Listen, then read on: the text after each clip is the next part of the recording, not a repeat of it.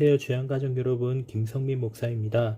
올 하루도 주님을 신뢰함으로 하나님의 뜻 가운데 기쁨의 삶을 살아드리는 우리 모두가 되어지기를 주님의 이름으로 바랍니다.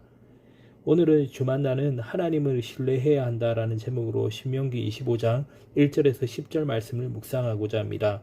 신명기 25장 또 계속해서 이스라엘 공동체의 안녕과 인간의 존엄성에 관한 문제를 다루고 있습니다.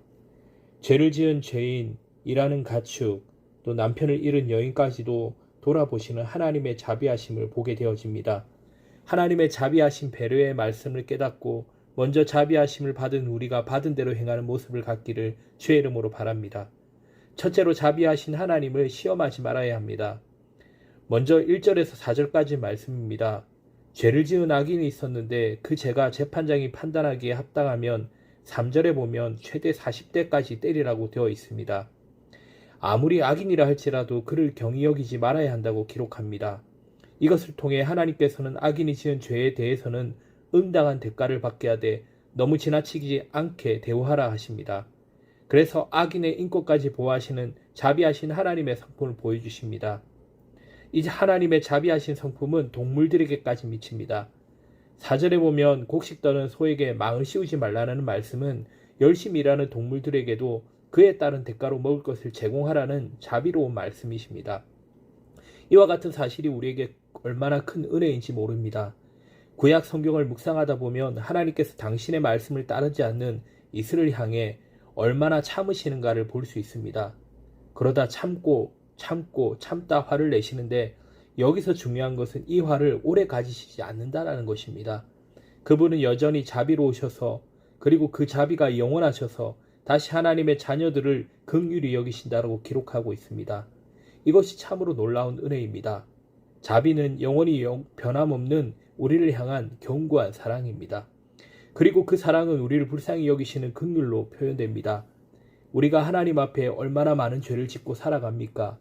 말과 행함으로 또 생각으로 짓는 죄가 얼마나 많이 있습니까? 그럼에도 불구하고 아버지 하나님께서 우리를 불쌍히 여기셔서 지금 우리가 이 자리에 나와 감히 하나님 앞에 예배를 드리지 않습니까? 그래서 우리는 늘 기억해야 할 것이 하나님의 자비하심과 긍휼하심을 결코 시험해서는 안 된다라는 것입니다. 하나님께서는 아무리 오래 참으시더라도 그분의 인내에는 한계가 있습니다. 우리는 결코 그 하나님의 한계를 시험하는 우리를 보면서는 안 되는 줄 믿습니다.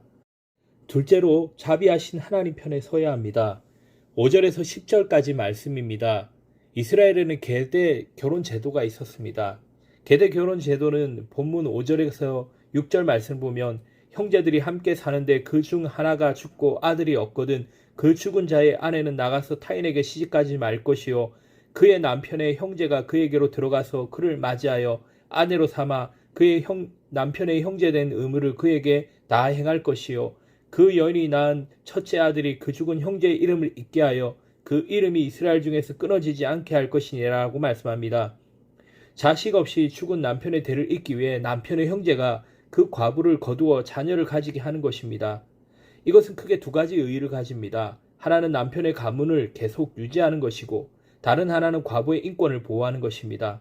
남편도 자식도 없이 혼자 된 과부를 생각해 보십시오. 당시 사회에서 고아와 과부는 가장 형편이 어려운 취약 계층이었습니다. 그래서 이렇게 과부가 된 여인을 위해 하나님께서는 계대 결혼 제도를 만드신 것입니다. 이 제도를 통해 느껴지는 하나님의 성품은 또한 어떠하십니까? 역시 과부를 돌보시는 자비하신 하나님을 우리는 발견할 수 있습니다. 그런데 오늘 말씀에 보면 이 제도를 지키지 않는 자가 등장합니다. 7절에 그러나 그 사람이 만일 그 형제의 아내 맞이하기를 즐겨하지 아니하면 여기서 그 사람은 우리가 잘 알고 있는 사람입니다. 기업 물을 자 많이 들어보셨지요? 히브리어로는 고엘입니다. 이 기업 물을 자 고엘이 계대 결혼을 거부하는 이유가 무엇입니까? 9절에 보면 그의 형제의 아내가 장로들 앞에 그에게 나아가 그의 발에 신을 벗기고 그의 얼굴에 침을 뱉으며 이르기를 그의 형제의 집을 세우기를 즐겨하지 아니하는 자에게는 이같이 할 것이니라고 기록합니다. 자신의 죽은 형제의 아내를 받아들인다는 것은 그 과부의 생계를 책임져 주는 것을 의미합니다. 또한 이 과부가 가난하여 팔아버린 땅이 있다면 다시 되찾아 줘야 했습니다. 그러니 자신은 결코 희생하지 않겠다는 자기 탐욕의 발로로 거부하는 것입니다. 반대로 이 기업 물을 자의 말씀을 그대로 실행하는 자에게는 큰 복을 주시는 분이십니다. 누구를 통해서 알 수 있습니까?